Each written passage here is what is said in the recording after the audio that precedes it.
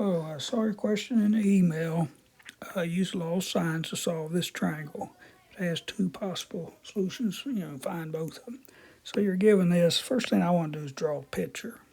So A is given as 9, so I made this side, and that length is 9. Lowercase b is 1, that's this side, b is 1. And the angle A, which is capital A, which is across from this side of length 9, is 60. And my drawing may not be very proportional. So if this lowercase b, that'd be capital B, and so that leaves C for this side, that angle opposite. So first thing we got to do is figure out which one of these two we have. And so I brought this up, and it outlays the three possibilities. And see, this is what we have here.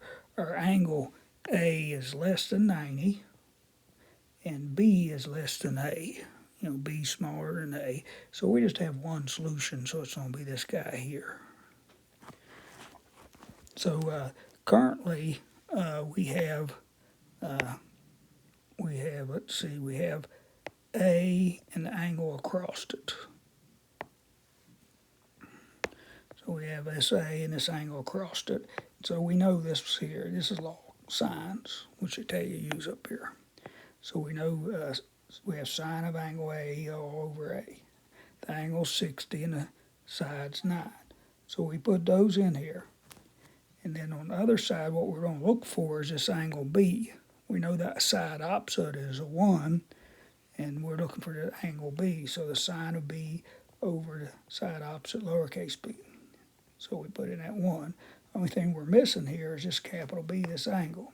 So I put this in the calculator, and I get roughly 0.09623. And then I got to take the inverse sine of that, and I get like 5.522 degrees.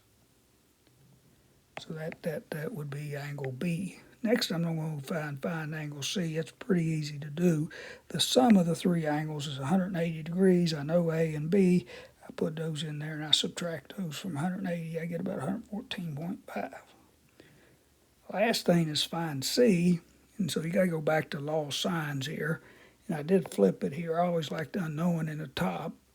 And so the C over side C over sine of C would equal B over sine of B. And so we know C, we know B and lowercase b and capital B here. And so I didn't finish it, but lowercase b will be the 1. Capital B, we found it. It's the 5.522. Then sine of C, we found C to be 114.5.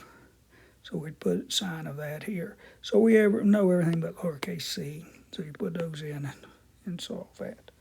I hope this helps.